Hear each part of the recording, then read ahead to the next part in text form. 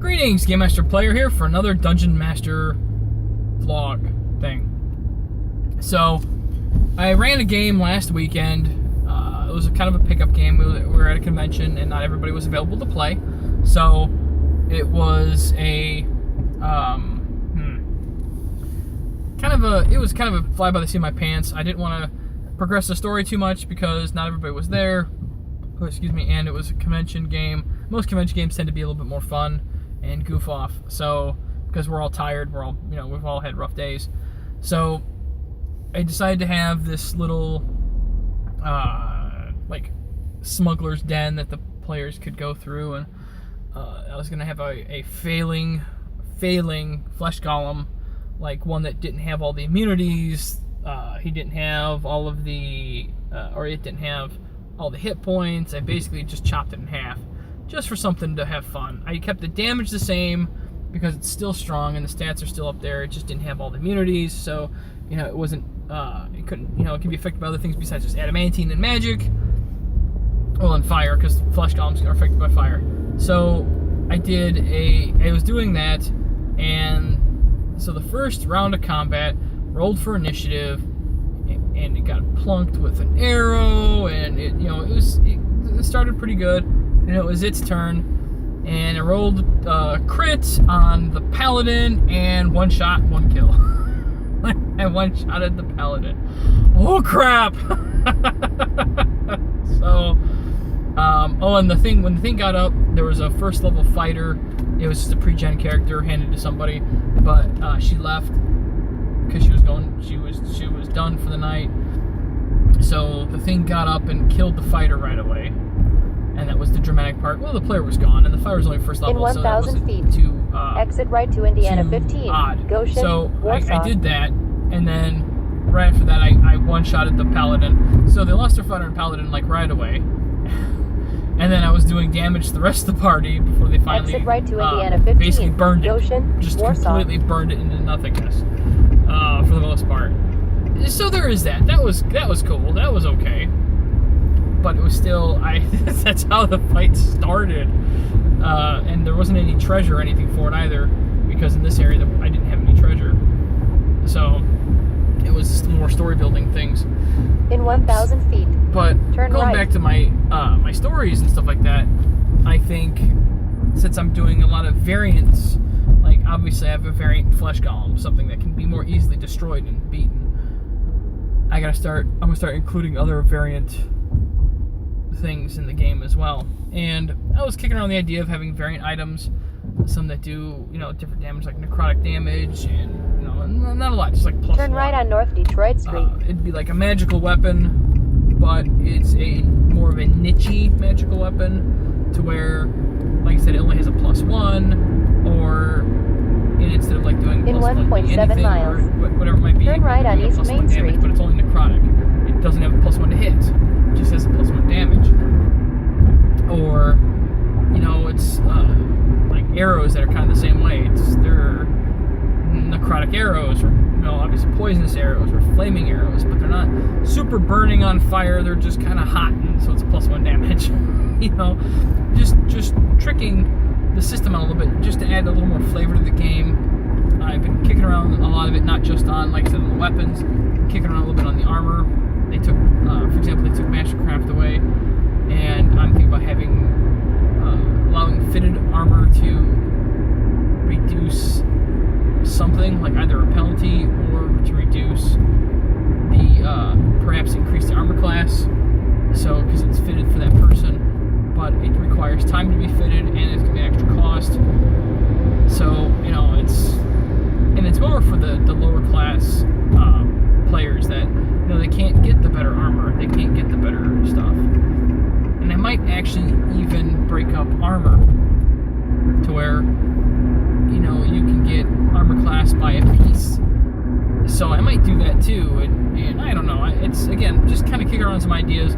I kind of want to add more flavor to the game. That's one thing I like about video games, is that, I can wear different kinds of pants, different kinds of tunics, or chest plates, so different kind of helmets, different kind of, and they give me different bonuses, and they give me different this, and give me different that, and that's one thing thing I was thinking about trying to do is maybe but then it makes it more like a video game, and I don't know if I want to go that far. So that's my situation right now. I'm working on different plans. But like the next thing they're going to do is they're going to go to fight goblins. But they're not going to just fight goblins in that aspect. They're going to actually go to the place where the paladin's father was taken, and that's an important piece. Feet. That's an important thing. Turn right. So I'm working on that. I got to design that building, that structure. That's going to be. My ear is so hot because the sun's burning down on it. That's going to be the really difficult part because I got to try to incorporate certain Turn right on East Main architectural Street. aspects to make it fit with the player characters and their histories and what I want to have included. So, oh, and by the way, on the this pickup game that I did at the convention, You've arrived at your destination. Characters was a high elf wizard who was also a member of the adventurer stuff. He was compromised, so that I think is going to be really important to note.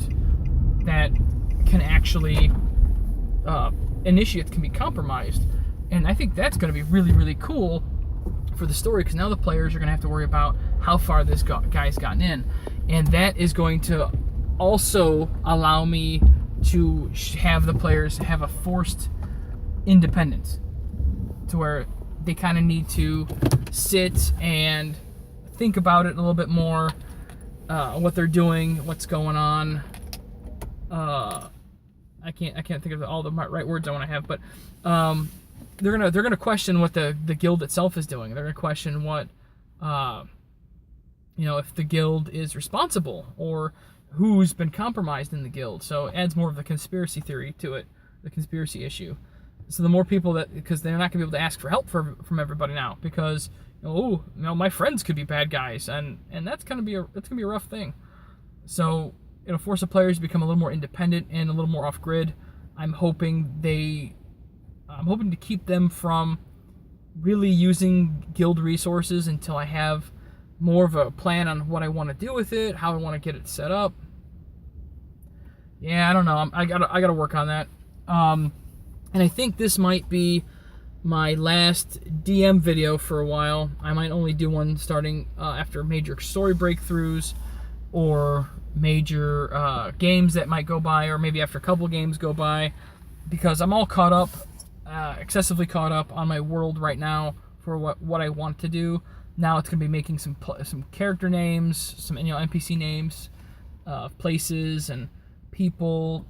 That's really all that's left now, so I can start fleshing out the minor details. I've got my story pretty much in place. The next thing they're going to do is fight goblins, possibly some orcs. They're going to find the stronghold of this necromancer that has been utilizing the goblins as fodder.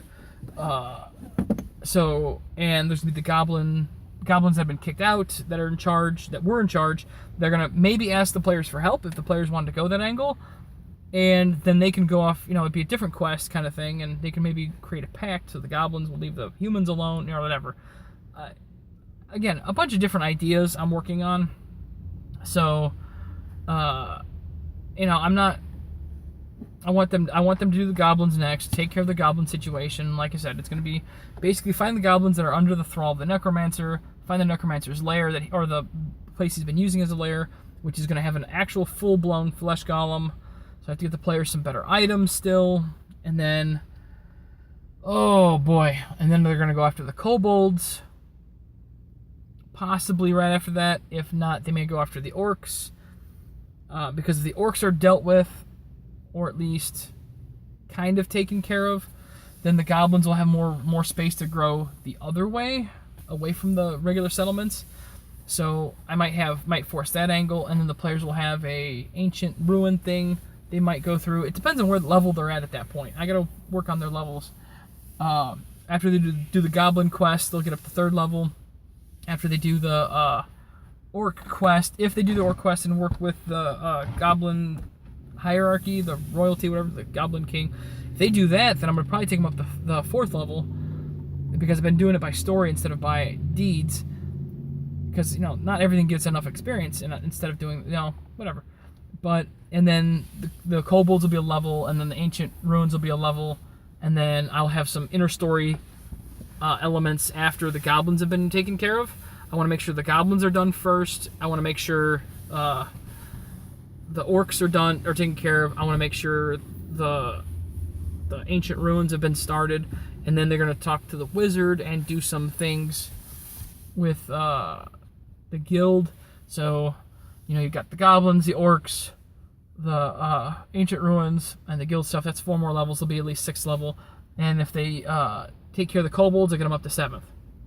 Because those are major story elements, and each story element's going to get a different level. If they start piecing a few other things together, I'm going to put like half levels here and there. So I might be able to get them to 8th level by the time they face the dragon. Which I think is a nice, decent starting point for an adult dragon. Especially since the dragon itself is not necessarily bad. So, and if they can wait till the kobolds till they take care of the dragon, I'm fine with that too. They may try to take care of the kobolds before the dragon, just so the dragon doesn't have allies, which would be smart. So, you know, and then they got to take care of the necromancer, which is another one too. Forgot about that. So they might be 10th level by the time they go after the dragon, which they should be fine. So, and they're going to take some time off to do weapon crafting and item crafting. So I'm happy about that too. But anyway, I will probably wrap up the DM series here as the players go through the next a couple parts of the campaign, and I flesh out more details. I will come back with the series and keep going with it. But right now, all my big brainstorming has been done.